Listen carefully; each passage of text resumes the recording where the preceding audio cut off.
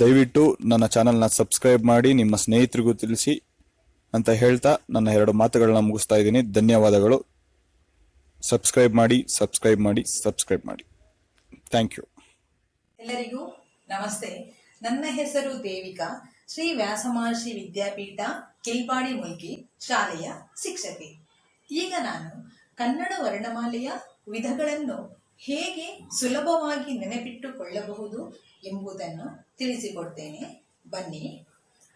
ಕನ್ನಡ ವರ್ಣಮಾಲೆಯಲ್ಲಿ ಒಟ್ಟು 49 ಅಕ್ಷರಗಳಿವೆ. ಕನ್ನಡ ವರ್ಣಮಾಲೆ ಎಂಬ ಒಬ್ಬ ಅಜ್ಜ ಇರ್ತಾನೆ.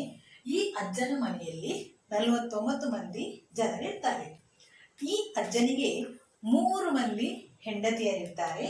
ಸ್ವರಗಳು, ಯೋಗವಾಹಗಳು, ವ್ಯಂಜನಗಳು. ಮೊದಲನೇ ಹೆಂಡತಿ ಸ್ವರಗಳು.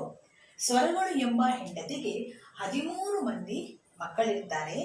ಅದರಲ್ಲಿ ಹೃಸ್ವ ಸ್ವರ ಎಂಬ 6 ಮಂದಿ ಗಂಡು ಮಕ್ಕಳಿರ್ತಾರೆ.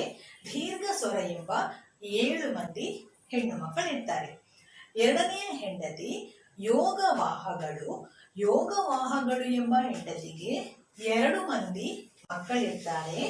ಅನುಸ್ವಾರ ಮತ್ತೆ ವಿಸರ್ಗ. ಕನ್ನಡ ವರ್ಣಮಾಲೆ ಎಂಬ ಅಜ್ಜನ 3ನೇ ಹೆಂಡತಿ ಯಾರು? ವ್ಯಂಜನಗಳು. ವ್ಯಂಜನಗಳು ಎಂಬ ಹೆಂಡತಿಗೆ 34 ಮಂದಿ ಮಕ್ಕಳಿರ್ತಾರೆ. ಅದರಲ್ಲಿ ವರ್ಗೀಯ ವ್ಯಂಜನಗಳು ಎಂಬ 25 ಗಂಡು ಮಕ್ಕಳು, ಅವರ್ಗೀಯ ವ್ಯಂಜನಗಳು ಎಂಬ 9 ಹೆಣ್ಣು ಮಕ್ಕಳಿರ್ತಾರೆ. ಒಟ್ಟಾಗಿ ಕನ್ನಡ ವರ್ಣಮಾಲೆ ಎಂಬ ಅಜ್ಜನ ಮನೆಯಲ್ಲಿ 49 ಜನರಿದ್ದಾರೆ. ಈ ರೀತಿಯಾಗಿ ನಾವು ಕನ್ನಡ ವರ್ಣಮಾಲೆಯ ವಿಧವನ್ನು ಸುಲಭದಲ್ಲಿ ನೆನಪಿಟ್ಟುಕೊಳ್ಳಬಹುದು. ಧನ್ಯವಾದಗಳು.